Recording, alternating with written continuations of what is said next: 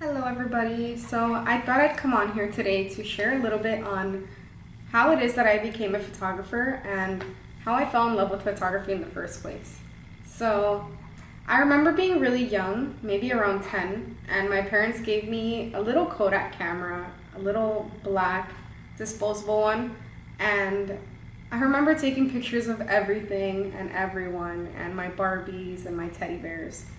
Um, and I remember walking with my mom for like 40 minutes to Walgreens to get these pictures developed. Um, I couldn't edit them or anything, I didn't know any better back then. But either way, on a little Kodak camera, the disposable ones, you can only point and shoot and hope for the best. So I remember getting my pictures back after a week and asking for another roll of film. So I did that for like a couple of months, maybe a year, and somebody had gifted me a Kodak camera that you can actually like put batteries in, and it had like a SD card. So now I could take pictures and delete them and see them, and it was kind of cool because I had a 2-inch tiny display. So I remember that blew my mind. I was like, oh my god, I can see what I'm taking. This is amazing. So I would take pictures of everything. Literally nobody was spared. I took pictures of a piano, I took pictures of everyone, everything.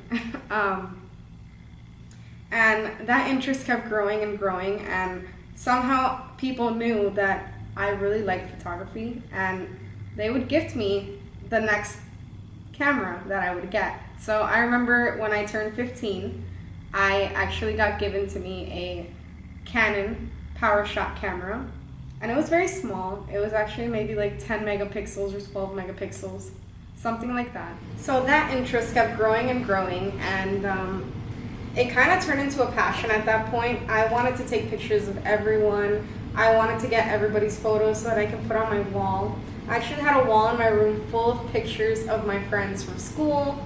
I had pictures of myself, like selfies, and I had pictures of my mom, my dad, all of my nieces, and I remember loving to take those photos. So I would tell my parents, like, I want to be a photographer when I grow up. As most parents out there, yeah, you know, like that's just a childish dream. That's not happening. They wanted me to be a doctor or a lawyer or the typical, you know, career that you would want a child to do or be, and have an aspiration to be more than just a photographer. So I kind of told my dad, I was like, you know, this is what I'm going to be. Hopefully I can get there. So I remember my dad, and this was one of the moments that really changed the game for me. My dad took me to a store one time and purchased me a Coolpix camera, a Nikon Coolpix camera. This camera was like the best upgraded camera that I had at the moment. You couldn't take the lenses out to change them, but it did have like a zoom lens that was wide enough to take pictures of people, and also zoomed in enough that I could take pictures of planes and birds if I was still enough. I was so grateful for this camera that I took it with me everywhere. I still have it with me. I cannot get rid of it. It's one of my prized possessions, and I'm so grateful that that camera really opened up my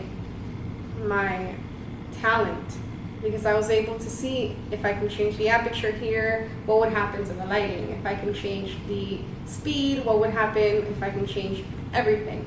And that really sparked a bigger like craving in me to want to do better and actually want to like get clients and book people. So when I was finally like 22, I had the Coolpix for all of those years. I used it, and I'm surprised it's still working. It's amazing. I love that camera. I'll never get rid of it. But when I became 22, I actually purchased a Canon SL1 camera. And that one was an even bigger like game changer for me. With that camera, I was able to interchange lenses and test out what f-stops were and what ISO was and all of that. I was able to do that, and I got into getting different lenses. And let me tell you, the mistake that I made before was thinking that the lens is going to change my photography and not my skills. So I really thought that what made the picture was the lens, but now I know that what makes the picture is how you use that lens and how you use that camera and how you use the speed in the camera with the lighting outside and with the lighting inside, and all of those factors is something that I was oblivious to before. So photography is not easy. It's actually really hard. And I'm proud to say that I'm self-taught. I've learned through videos on YouTube. I've learned through mistakes and blurry pictures and through everything. I've even had clients tell me, like, I don't like this. And I've had to learn from that and make the picture better next time. Obviously, it's a learning curve, and I did it on my own. So I'm very excited that I was able to do that for myself, because this is one of my dreams, and to be able to say that I'm 28 years old and I have my own photo studio that I've always wanted since I was 10, that's a big and beautiful thing. So I'm very grateful for everyone who has helped me get here.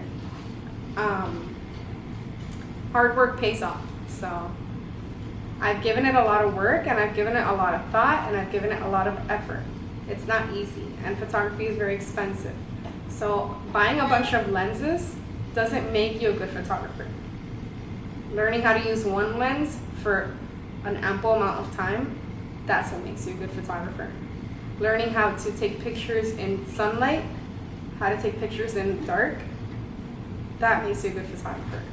You can't just grab a camera and just assume that you're gonna get the shot, because a lot of times you're not. Nowadays we have amazing cameras that track your eyes and all of that. And even with that, if you don't put the picture framed correctly, you're gonna miss that shot. So I like to think of it as the way that old school photographers thought about it. Learning all of those things, that's gonna create you to open up your vision and your imagination to learn how to take the right shot. So now I shoot with a Canon. I also shoot with a Sony. Sony has become my new favorite camera. I'll always be a Canon shooter, but now my Sony camera, which is what I'm filming on now, has become my go-to. I grab it for everything, and I even use it in the studio. It's a mirrorless camera, so it's a big difference than what I had before. But it's a good change.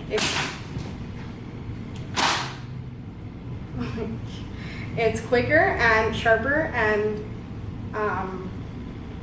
just light, and a whole different scenario than what I had with Canon or even Nikon. So just wanted to share a little bit of my story. I hope everybody wasn't bored by it.